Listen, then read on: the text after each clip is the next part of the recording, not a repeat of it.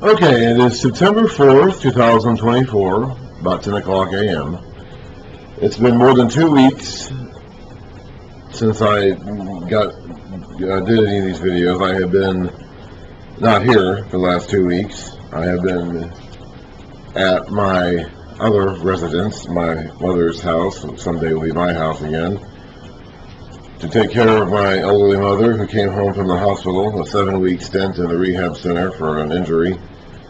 She came home on Tuesday, August 20th, and I have been there with her at some point during every day since then. Today, due to a combination, I'll be there again tomorrow, due to a combination of circumstances, I did not have to be there, so I had an opportunity to get some John videos done.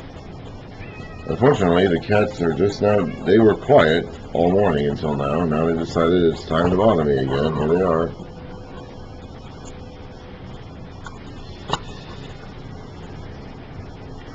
So we're going to try to get, I can't possibly finish the book of John today. That's not going to happen, but we will try to get more of it done. We have finished the first half of the Gospel of John, basically covering Jesus' public ministry and the response to it from John, the beginning of the book, to chapter 12, end of chapter 12. Now, this portion of the book now transitions into being about Jesus with his disciples. So the next several chapters are all about a private conversation that Jesus has with his apostles on the night of the Last Supper. The beginning of it, now it doesn't seem as though all of this actually takes place during the Last Supper.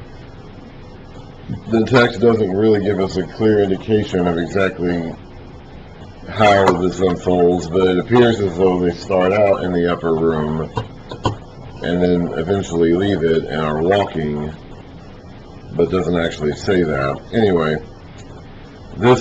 so we do definitely start out in the upper room. We don't read about the preparations in this one. That's code in the other Gospels. So John is going to tell us a lot more about what was actually said in that upper room.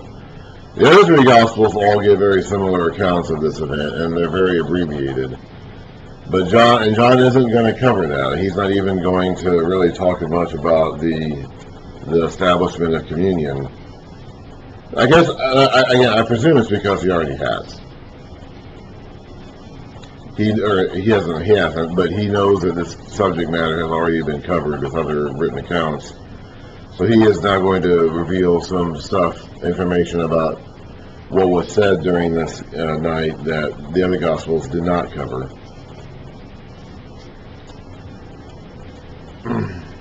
It was just before the Passover feast. Jesus knew the time had come for him to leave the world and go to the Father. So his ministry is just about done. Having loved his own who were in the world, he now showed them the full extent of his love, or he loved them to the last, according to the footnotes.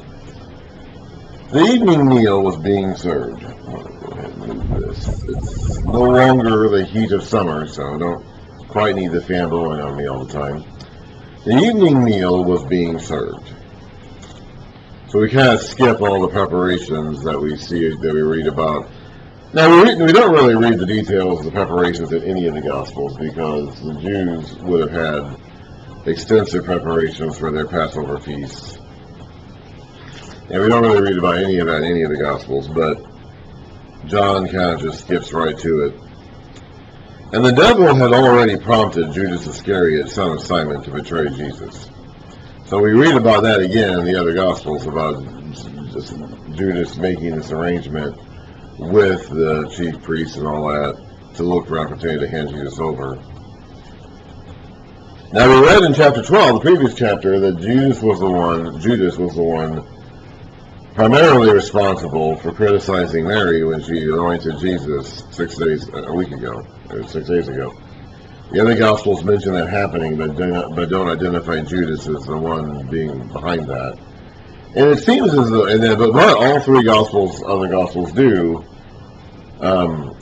then put the account of Judas's agreement with the Pharisees right after that, indicating that there was some kind of connection between those two things. We don't really know because none of the Gospels ever directly connect them, but that's the closest I think we come to an explanation of exactly why Judas betrayed Jesus. Although, as I've said before, it really isn't surprising to me that Judas betrayed Jesus or left the group. What's surprising to me is that only one of them did. Jesus had 12 disciples. None of them really signed up for the mission that he ended up giving them. Okay, when he recruited them, they all had, all of them, all 12 of them, not just Judas, all of them had a different idea in their heads for what their ministry, their mission would look like as servants of the Messiah than what they ended up being. So I'm not surprised that one of them betrayed Jesus or left the group. What surprises me is that it was only one. Anyway, Jesus knew the Father had put all things under his power, and that he had come from God and was returning to God. So he got up from the meal, took off his outer clothing, and wrapped a towel around his waist. So this is apparently at some point during, now this was a several course meal. I don't know all the details, I've read about them, but I can't keep them straight. But I think it was at least 4 courses, so at least a 4-course meal. So at some point during this meal, before it was over, Jesus does this. After that, he poured water, so he takes off his clothing and puts a towel. That's the clothing of a servant. If you look at ancient art and depictions of life back in those days and before, talking about the early AD and back into the BC era, servants didn't wear much clothing, if any at all. So he's taken off his main clothes and put on a towel around his waist, the clothing of a servant or a slave. After that, he poured water into a basin and began to wash his disciples' feet, drying them with the towel that was wrapped around him. When he came to Simon Peter, so Simon Peter was not the first one he had done. I don't know who was the first. But he's doing this, and he comes to Simon Peter and who says to him, "Lord, are you going to wash my feet?" Jesus replied, "You do not realize now what I am doing, but later you will understand." My guess is that they were all confused. And that I don't know how many disciples Jesus did before he got to Simon Peter, but that clearly Peter wasn't first. So my guess is that they had all been kind of sitting there kind of looking at him, wondering what he was doing, and Peter was just the only one who actually vocalized the question that they all must have had in their minds. "If you do not realize now what I am doing, but later you will understand." "No," Peter said, "you shall never wash my feet. This is too humbling for you, too low for you. The master should not be doing this for the servant. Peter does not presume to be greater than his master. You should not be doing this to me." But Jesus answered, "Unless I wash you, you have no part in me."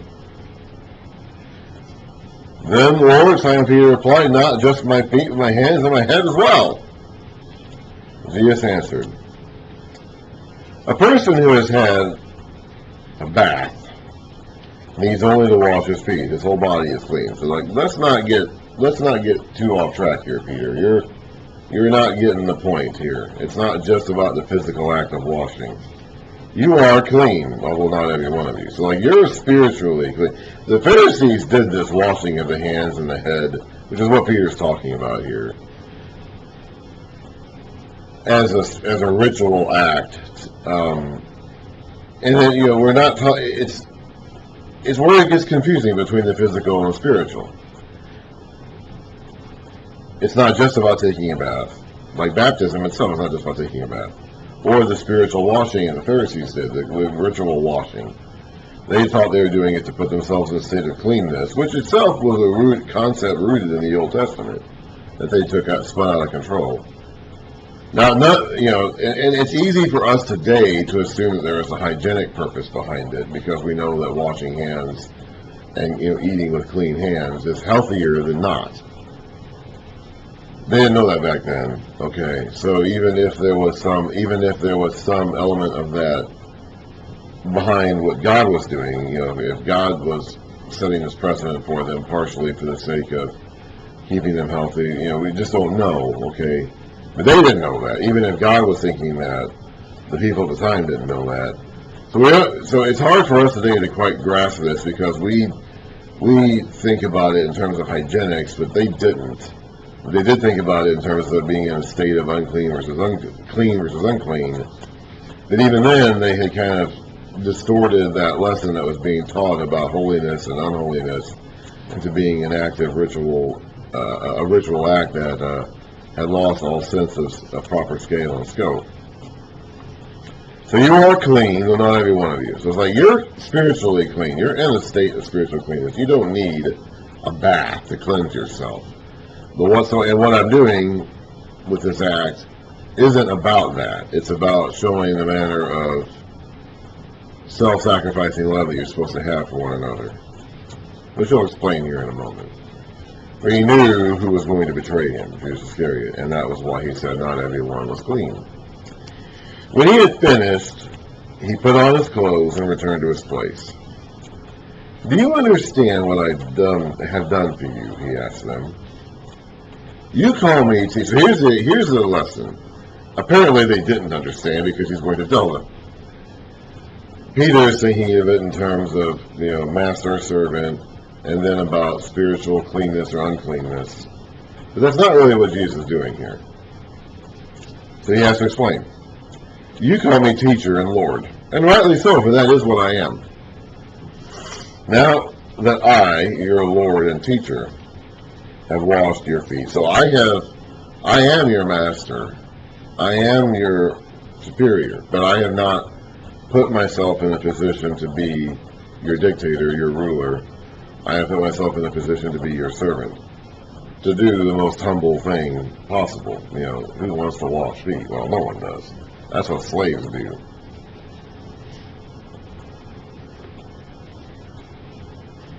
But Jesus did that for them.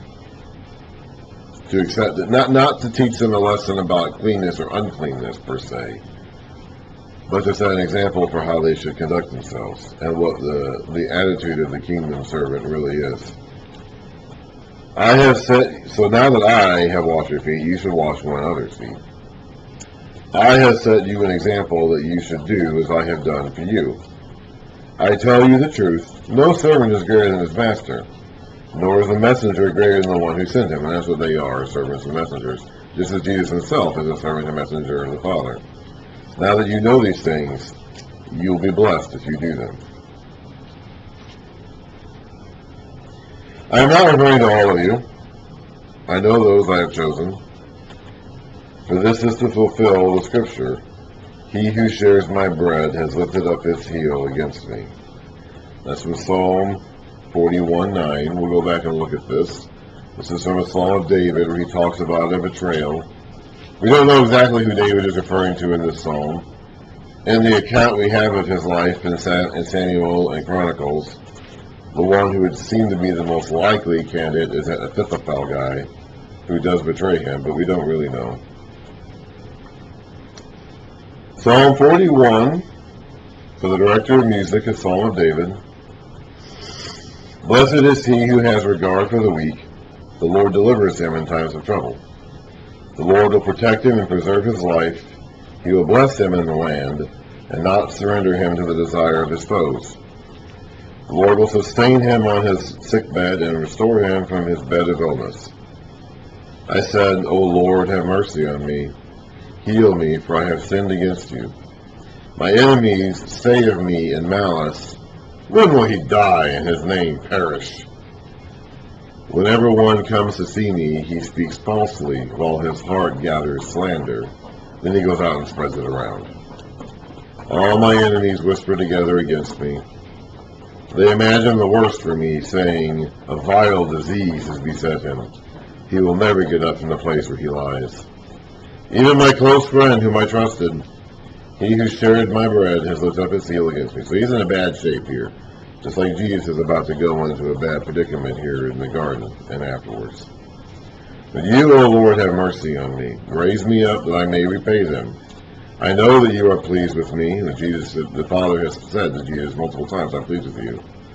For my enemy does not triumph over me. In my integrity you uphold me and set me in your presence forever. That was the last psalm of that particular portion of the book of Psalms. I am telling you now, before it happens, so that when it does happen, you'll believe that I am He. So he's telling them ahead of time, and then when it happens, they're like, oh yeah, that's what it was. That's how it all makes sense. I tell you the truth.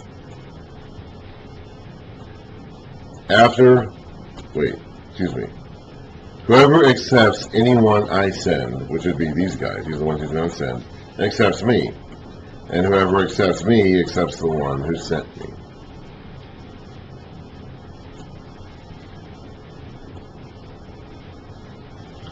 After he had said this, Jesus was troubled in spirit and testified, I tell you the truth, one of you is going to betray me. His disciples stared at one another, at a loss to know which of them he meant. So they didn't suspect Judas of what he was about to do. They didn't know which of them it was. One of them, the disciple whom Jesus loved, was reclining next to him. So they were leaning, I don't know exactly, I've read several different accounts of this, and I have a hard time quite getting it, but their style of eating back in those days, which was partly Jewish in nature, the Passover feast certainly was, and their furniture arrangement, I think they kind of borrowed from the Romans. But anyway, they had these low tables that were close to the floor, and they had like these couches or mats they laid down on, and they kind of leaned on one shoulder, like we would sit at a table. We sit at a table with the table right in front of us.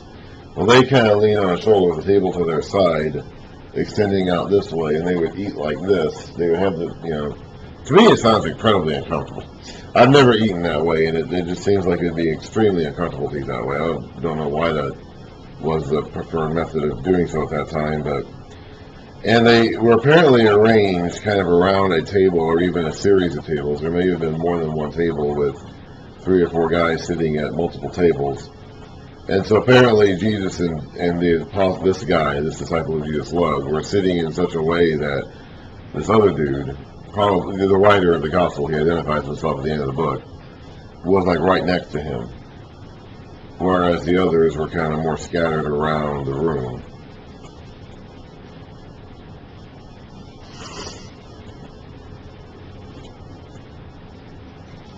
So one of them, the disciple whom Jesus loves, his best friend in other words, the closest one of the bunch, was reclining next to him.